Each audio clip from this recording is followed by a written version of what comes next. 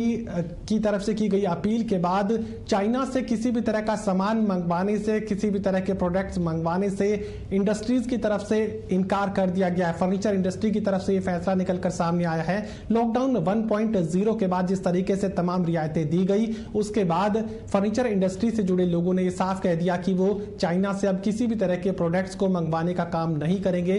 आत्मनिर्भर बनेगी furniture industry और इस्तेमाल होने वाले तमाम पार्ट्स को, तमाम जरूरी चीजों को अब भारत में ही उसका निर्माण किया जाएगा। और इसी को लेकर जी-कैन के चेयरमैन केदारनाथ पांडे से खास बातचीत की मेरे सहयोगी गुलशन ग्रोवर ने। लॉकडाउन 5 लागू हो चुका है और ऐसे में व्यापार भी अब धीरे धीरे पटरी पर आ रहा है। इस बीच फर्नीचर इंडस्ट्री ने एक बड़ा फैसला लिया है कि अब वो चाइना से माल नहीं लेंगे और अब खुद ही अपने इंडिया में फैक्ट्रियां लगाएंगे। इस पर हमारे साथ बातचीत करने के लिए मौजूद हैं जी-कैन के चेयरमैन केदारनाथ पांडे जी। केदारनाथ जी, क्या फैसला अब आप लोगों ने लिया है और लॉकडाउन 5 लागू हो गया है? देखिए, लॉकडाउन 5 जो लागू हमारे आदरणीय माननीय प्रधानमंत्री जी ने किया है, हम देश के साथ हैं। अभी कुछ ही पिछले दिनों में कुछ ऐसी स्थितियां पैदा हुई जो युद्ध जैसी स्थिति पैदा हो गई चाइना को लेकर के। चाइना से काफ़ी राष्ट्र नाराज हैं क्योंकि कोविड-19 को लेके जो कोरोना महामारी आई है, लोगों का कहना है कि वहाँ से ही उत्सर्जन हुआ है, वहाँ से उत्पत्ति हुई है। मैं उस गहराई में न जा करके मैं बताना चाहता हूँ कि हमारे माननीय मोदी जी ने जो निर्णय लिया है आत्मनिर्भर करने का, स्वावलंबी बनाने का, और उसके तहत उन्होंने 20 लाख करोड़ रुपया पूरे भारत देश के हर इंडस्ट्री को दिया है। हम लोगों भी काफ़ी सुविधाएं मिल रही हैं, जैसे इंटरेस्ट में जो इंटरेस्ट रेट कम किया है, कुछ लोन ऐसे भी दे रहे हैं जो विदाउट इंटरेस्ट के भी हैं। तो हमने भी संकल्प कर लिया है कि देखिए, आत्मनिर्भर होना एक स्वतंत्रता है। हम अगर आत्मनिर्भर हो जाते हैं कि अब जैसे हम चाइना से कोई माल लेते हैं, 2 महीने नहीं आता, 3 महीने नहीं आता, या वो माल बनना बंद हो जाता, किस तरह की त्रुटि आ जाती है, तो हम हतप्रभ परेशान हो जाते हैं। इसलिए ये बहुत अच्छा निर्णय है। हम इस निर्णय के साथ हैं, हम देश के साथ खड़े हैं और हमने तो संकल्प ले लिया है कि चाइना से कोई भी माल हम ना खरीदेंगे, ना ही बेचेंगे, और हम अपने यहाँ बनाएंगे। काफ़ी कुछ ऐसे आइटमें हैं जो हम आसानी से ले लेते थे, इधर उधर थे, हम नहीं बनाते थे, लेकिन हमने संकल्प ले लिया और पिछले 4 दिन पहले ही हमने अपना कैटलॉग निकाल के उसमें चिन्हित कर लिया है कि मैं ये चीज़ें जो वहाँ से लेता था मैं यहाँ बनाऊंगा, और सबको काम दे भी दिया गया। कुछ इंडस्ट्री के लोगों को बुला करके मैंने सलाह मशवरा करके उनको भी ऑर्डर दे दिया। जैसे कुछ हम मैकेनिज्म मंगाते थे, अब नहीं मंगाएंगे, और उन्होंने काम भी शुरू कर दिया है। अभी लॉकडाउन ये 5 लागू हो रहा है, कल से काफ़ी सुविधाएं मिल जाएंगी लोगों को, सब बनाना शुरू करेंगे। अभी हम कहें कि जो चाइना से और हमारा कंपैरिजन था, काफ़ी लोग ऐसा कहते थे कि चाइना से कैसे कंपेयर कर पाओगे। भाई, चाइना से कंपेयर कर पाना उस टाइम भी हमारे लिए इजी था, लेकिन अब ज़्यादा इजी हो जाएगा। उस टाइम क्या था कि जो चाइना से माल आता था, कई माल घटिया होते थे और सस्ता मिलता था। अब सस्ता रोए बार बार, महंगा रोए एक बार। अब हम लोगों ने सोच लिया है कि सस्ता की बजाय, हमारे प्रधानमंत्री जी ने तो परसों कर दिया, 2 दिन पहले उन्होंने 15% ड्यूटी बढ़ा दी है, हार्डवेयर पे भी और कंप्लीट फर्नीचर पे भी। तो उसका फायदा हम लोगों को मिला। इतने ज़्यादा डिफरेंस था, इससे ज़्यादा डिफरेंस नहीं था। हमारी इंडस्ट्री 1,80,000 करोड़ की है, जिसमें 50% से ज़्यादा ही कह लें कि इम्पोर्ट होता है। लोग इजी समझते थे और बिकता भी था, लेकिन जिस तरह से हालात हैं, ऐसे में हमें स्वावलंबी बनना हमारे लिए बड़े गर्व की बात होगी। और हम सभी ने निर्णय लिया, और हम ऑफिस फर्नीचर बनाते हैं। ऑफिस फर्नीचर की इंडस्ट्री में काफ़ी कुछ माल चाइना से हार्डवेयर वगैरह आता था, कुछ लोग डायरेक्ट कंप्लीट फर्नीचर भी खरीदते थे। लेकिन मैंने तो निर्णय ले लिया, और मैं चाहता हूं कि हमारे जो भाई हमारी बात सुन रहे हों, वो सभी लोग एक प्रतिज्ञा कर लें कि अब हम चाइना से माल नहीं खरीदेंगे, अपने यहाँ बनाएंगे और अपने आसपास उन छोटी छोटी इंडस्ट्रियों को लगवा देंगे। जैसे प्लास्टिक के पार्ट बनाने हुए, मैकेनिज्म बनाने हुए, कैस्टर बनाना हुआ, गैस स्लिप बनाने की कंपनियां यहाँ लग चुकी हैं, उनसे बढ़िया गैस स्लिप बनाना शुरू कर दिया है। तो अगर कोई पार्ट हमको नहीं भी मिलता है, मैं चाइना से ना लेकर के मैं जर्मनी से ले लूँगा, मैं ताइवान से ले लूँगा, मैं जहाँ जहाँ इसकी इंडस्ट्रियाँ हैं, इटली से ले लूँगा, बट चाइना से नहीं लूँगा। एक चीज़ और है कि अभी तक आप कितना चाइना से माल लेते थे, भारत देश में कितना इंपोर्ट होता था? असल में अगर मेरी बात करें तो जो फर्नीचर का बताया वो 50% से अबव ही इंपोर्ट होता था, जहाँ तक मेरा अनुमान है। और हमारे जो भाई लोग हैं उनका भी अनुमान ये है कि 50% से ज़्यादा इंपोर्ट होता था चाइना से, मतलब फर्नीचर करके विशेष। तो अब जो है, जो हम अपने यहाँ जो मंगाते थे वो महीने का हमारे टर्नओवर तकरीबन 18-20 करोड़ रुपया पर मंथ की है। पिछले साल हमारी टर्नओवर थी 282 करोड़।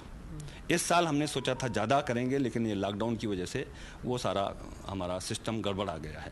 फिर भी मैं 1-1.5 करोड़ का फर्नीचर पार्ट, स्पेयर पार्ट्स में चाइना से जो लोग खरीदते थे, मैं डायरेक्ट नहीं खरीदता था, हमारे जो वेंडर हैं वो खरीद के मुझे देते थे।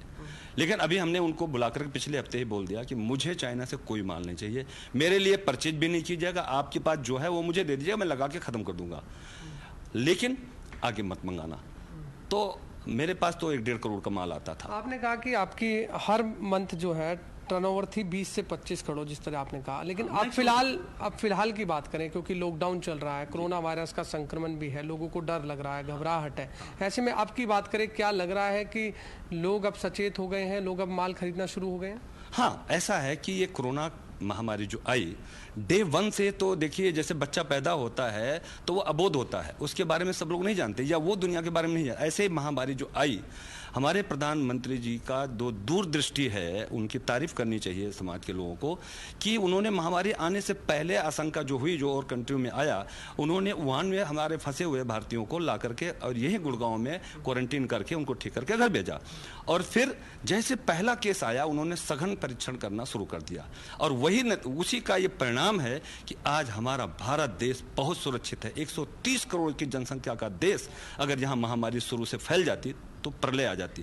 तो उन्होंने किया क्या कि जो उन्होंने ये सघन परीक्षण शुरू किया, उसके तहत क्या हुआ कि हम लोग बैलेंस हो, अब हम लोग सीख गए हैं।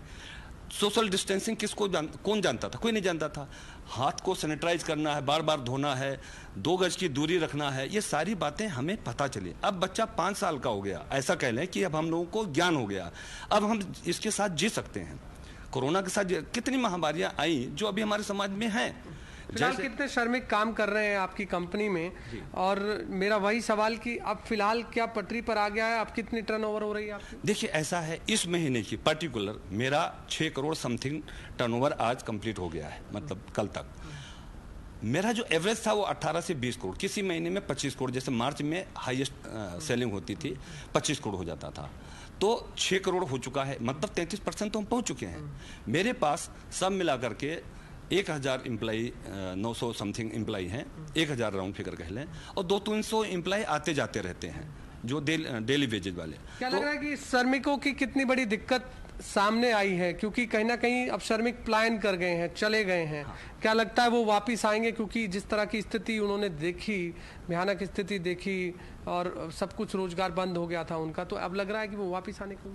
देखिए, जहाँ श्रमिकों की बात आती है, मैं भी दुखी हूँ। हमारे जो श्रमिक भाई यहाँ पैदल चले गए गाँव, कोई साइकिल से चले गया, रिक्शे से चले गए, कुछ बाइक से चले गए, अन्य साधनों से वो चले गए, क्योंकि उनको लोगों ने डरा दिया, कुछ लोगों ने डरा दिया।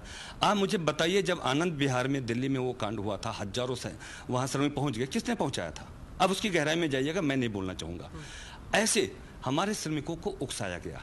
मैं 15 अप्रैल से अपनी फैक्ट्री चला रहा हूँ, 200 लोगों का हमें परमिशन मिला था, गवर्नमेंट के निर्देशानुसार मैं कार्य कर रहा था। उसके आगे मई में हमको 845 लोगों का परमिशन मिला। मुझे तो लेबर की आज भी दिक्कत नहीं, जितना मेरे पास काम है इस टाइम, उतना काम के लिए तो मेरे पास 700 कुछ बंदे हैं एट ए टाइम, और फिर गांव से आ रहे हैं। क्यों? क्योंकि मैंने उनसे भाई जैसा व्यवहार किया, उनको समझाया, उनके दुख सुख में साथ दिया। लेकिन फिर भी जो बहकावे में आए, मैं आपको बताऊं कि मेरी फैक्ट्री खुल गई 16 तारीख या 15 तारीख को मई में हमारे सारा फैक्ट्री खुल गई। मेरे बंदे काम कर रहे हैं, उनको खाना भी खिला रहा हूं, यहाँ रख रहा हूं, पैसा भी दे रहा हूं। लेकिन फिर भी उसमें से 200 आदमी रात को भाग गए। कैसे? कुछ लोगों ने उकसाया, उनके गहराई में मैं नहीं जाना चाहूँगा, ये सरकार का काम है जाना। और यहाँ 10 ट्रक लगा दिए, 10 ट्रक में भर के। क्या दिक्कत थी भैया? ना उनको खाने की दिक्कत थी, ना उनको पैसे की दिक्कत। मैं अपनी बात कर रहा हूँ, और फिर भी श्रमिक चले गए। एक लास्ट है पांडे जी मेरा क्वेश्चन, कि आपने तो फैसला ले लिया चाइना से आप माल नहीं लेंगे, लेकिन सरकार की तरफ से अभी कोई इस तरह से आपको कोई गाइडलाइंस नहीं आई है कि आपने कोई किसी भी अन्य कंट्री से माल नहीं लेना है। तो इसको लेकर के क्या स्पष्टीकरण आप? नहीं, देखिए, ऐसा तो कोई सरकार नहीं कहेगा कि किसी कंट्री से कोई माल नहीं लेना। ये आदान प्रदान, आयात निर्यात चलता रहेगा, लेकिन जिससे संबंध हमारे जैसे रहेंगे, अच्छे संबंध रहेंगे तो आगे और बढ़ता रहेगा। संबंध बिगड़ गए किसी वजह से तो एकदम बंद हो जाएगा, तब हमारे लिए और मुसीबत होगी।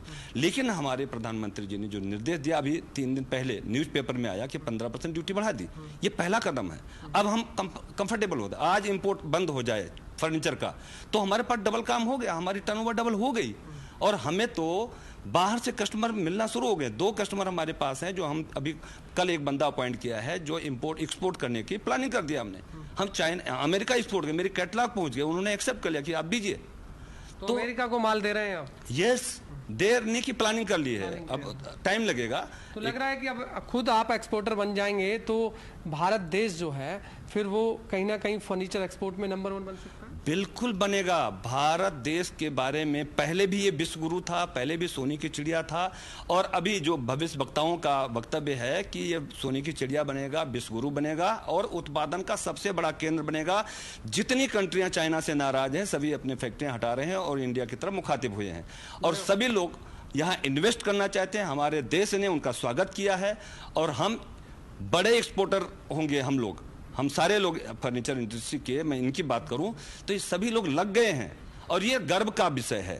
देखिए, बिल्कुल जिस तरीके से आपने सुना, जो जीकैन के चेयरमैन हैं केदारनाथ पांडे, उनका साफ तौर से कहना है कि वो अब चाइना से माल नहीं लेंगे। इसके अलावा अब वो खुद, जो प्रधानमंत्री नरेंद्र मोदी ने कहा है कि आत्मनिर्भर बनना है, और ऐसे में वो खुद आत्मनिर्भर बनने के लिए तैयार है, खुद स्वावलंबी बनने के लिए तैयार है। और अब उनका ये भी कहना है कि आने वाले समय में जो फर्नीचर जो मार्केट है वो भारत देश की सबसे 1 फर्नीचर एक्सपोर्ट मार्केट हो जाएगी।